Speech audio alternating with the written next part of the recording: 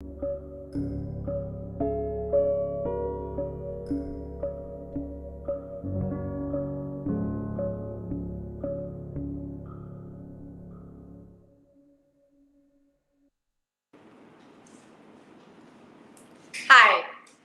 welcome to InstaClass by Amity Online. I am Deeksha GC and I am a life coach. I specialize in emotional and mental well-being for people while ensuring that they meet their peak performance and their stress levels and their emotions are under their control.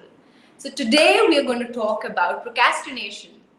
I am sure all of us at some point in our time procrastinate.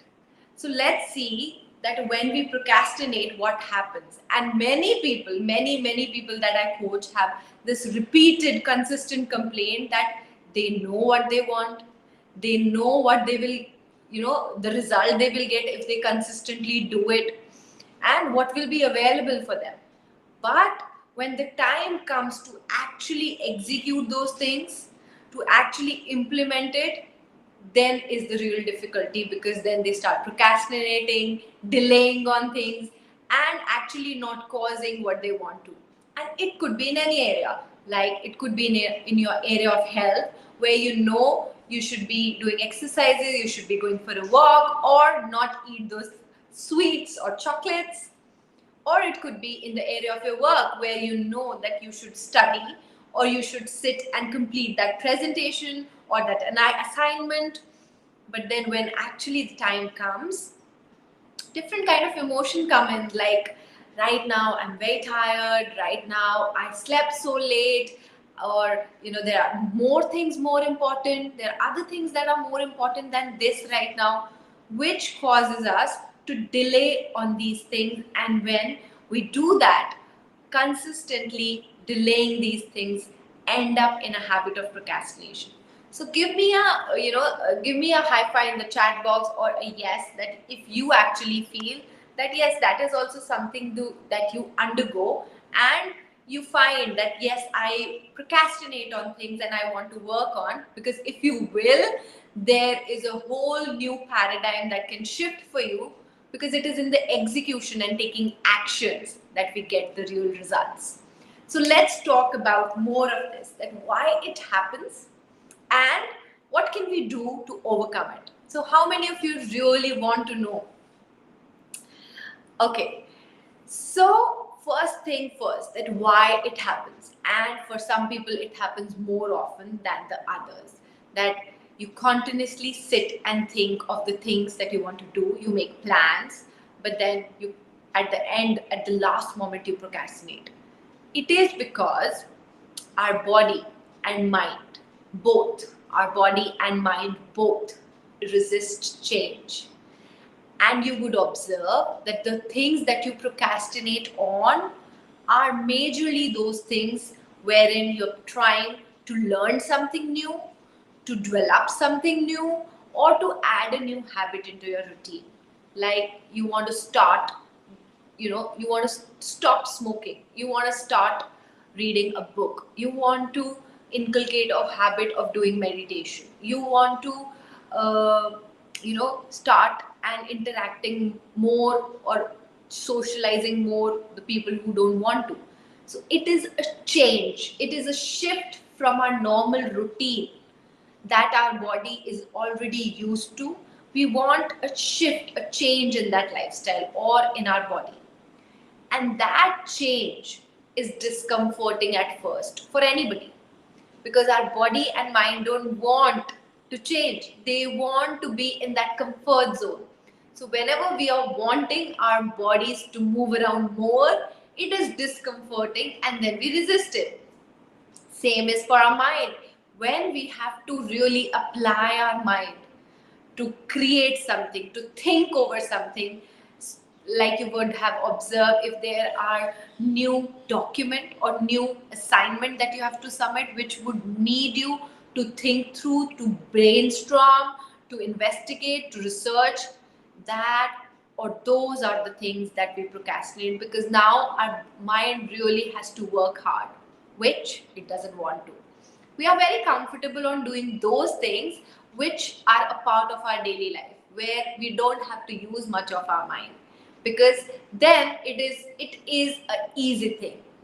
But then this can cost us a lot more, because now we are losing on so many opportunities which we could have used for our growth, for our success, and for our happiness. So let's see what can we do about it. Number one, what we can do is first to identify that is it my body or is it my physical comfort that is needing a change and that is why I'm resisting it, or is it my brain or my mind that is resisting it.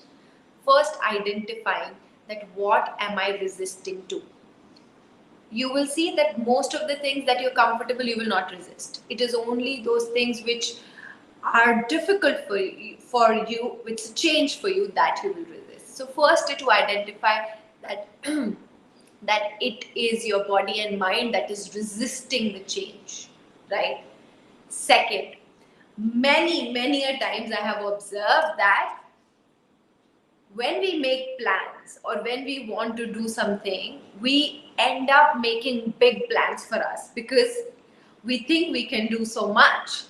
But what actually happens when we make a list of big plans, that from tomorrow I will go for a walk also, I will leave my coffee also, I will cut down on my sugar also, and that's a big list. So we end up doing that for a day or two, and when the third day comes, we stop everything because it is overwhelming. It is overwhelming for the mind to do so many things and cause that so much of change at once. Therefore, too many things, adapting to too many things at one point in time, in a given time, is not a good idea. Instead, what we can do, we should start slow. Pick up one thing, only one thing that you want to implement or start with in your life, which is the most important for you at this time. Do it for initial few minutes. Don't start it like I'm going to do that for 1 hour every day from now on. If we start small, the chances of completing that becomes 90% more. So if you want to start exercising or if you want to start working on an assignment, so starting that, okay, every day I'm going to start with 20 minutes. I'm going to give 20 minutes only to this one thing, and that is the only change I'm going to do. The chances are that we will complete that thing more, complete that thing more often than the other times. So second, very important is taking one thing and then taking it for a shorter duration. 20 minutes, 15 minutes is a very beautiful time. If you can do it only for 10 minutes, that is even better, like reading a book. If you want to start reading a book, do it only for 10 minutes for a few days and then gradually increase the time, right? And the third, the most important, is when we have to make a change in our life. You would have observed that there are two thoughts at that time that come over. One will tell you to go and do it, to go and sit and work, right? And the other will tell you that no, not right now. I am so tired. I don't want to go now. Because at all times, there are two thoughts that are doing the conversation within ourselves. I call them, one is an angel mind, because it is wanting us to do what is beneficial for us, for our own good. And the second is a devil mind. Why devil? Because it is pulling me down. It pulls us down and takes us away from what we want to achieve. So, all the time you will observe this angel mind and devil mind are conversing at all time. Now, where is the key? The key is whatever mind we give focus on, whatever mind we feed on to, that will grow bigger. So if I'm listening to my angel mind and doing what it is saying, the angel mind will get bigger. But if I am doing what my devil mind is saying, and I do that and I listen to that, the devil will grow longer, will grow stronger. Like if my angel mind is saying to sit and work and complete my work, complete the presentation, okay, but my devil mind is saying you are so tired, it was such a tiring day and you did not work, then you did not get rest the entire day, you've been working, take some rest, take some rest and do it tomorrow morning, get up tomorrow morning early and complete it. Now at this point, it's my decision, it's my choice. Do I listen to my angel mind or do I listen to my devil mind? If I listen to the angel mind, that will become stronger and that will become bigger. And if I listen to my devil mind, that will become bigger. And it is our own promises that we keep breaking with ourselves because we listen to the devil mind. So when we start listening to our angel mind and start keeping our own promises and our commitments, we see that we start following up and our procrastination would go down. Because now, as we are this is what building your willpower is, that you are strengthening your own commitment with yourself. What is important for you, what matters to you, what will take you nearer to your goals and your dreams. So this is number 3, and this is a very important thing because all the time whatever actions we are taking are driven by what we are thinking. So either you choose to procrastinate or you choose to execute what you've planned will depend on what you're thinking about it. And your thinking will compromise of these two thoughts, your angel mind and devil mind. So whatever you'll choose, whichever mind you will choose, those kinds of results you'll start getting. Now in this, there is a very, very effective technique every time, and this can be applied every time, and it's a super success, and I can dare you to try it and see the results instantly. Okay, so here it goes. Whenever, for the things that you think you are procrastinating, start the countdown. Start the countdown of 5, 4, 3, 2, 1 and go. And as you hit go, do not listen to your inner thoughts and start doing that thing only for 5 minutes. Start doing that thing only for 5 minutes, and you will see that you will not end up only after 5 minutes. You will start completing and getting closer to what you are about to begin. Because it is in our inner thoughts that we get so intertwined that we only start, the more attention is on our thinking than on doing. So it is a way to switch off our thoughts and actually get into doing. I have tried it multiple times and every time it works. So the things that you think you are capable of procrastinating, you're finding it difficult to do, be aware that what mind are you listening to? Are you listening to your angel mind or are you listening to your devil mind? And then if possible, you get into that awareness, immediately start the countdown, 5, 4, 3, 2, 1 and go, and sit and do that thing only for 5 minutes.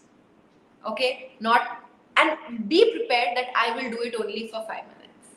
But I can bet on that you'll not end in 5 minutes and you'll go much more beyond that. So this is how the conditioning of our mind works. If we try and if we have our mindset in our control, we can actually do much more than we think we can. But it is our mind which takes us into different directions, and it is our mind which makes us feel those unwanted thoughts and make us feel a certain way, which could be weighing us down, which doesn't allow us to take those actions. Because how we are thinking, what we are thinking has a direct impact on our emotions. So what we are thinking is actually what we are feeling. And what we are feeling is the kind of actions we take. And the kind of actions we take have a result on the result we get. That those are the kind of results we get. And the kind of results we get actually help us create a habit. And what is our habit? That becomes our lifestyle and our way of being. And that becomes who we are as a person. So it has a humongous impact on how our life unfolds in front of us, because our thoughts is making us do everything that is happening around us, that is happening in our life, and what we are capable of creating in our life. So I hope you found this to be valuable, and you can get in touch with me or know more about me on Instagram by the name Deeksha GC, or I'm also there on Facebook and LinkedIn. I'll be happy to get in touch with you. I specifically work with people who want to grow, who want better performance, who want to take charge of their life in their hands and not get into pity, guilt, and feel sorry for themselves and for the people around them. So, if you are somebody who is looking for a change like that in your life, I'll be happy to help you. So, I had a great time talking to you all. I hope this was valuable. I'll see you next time. Take care and have a very, very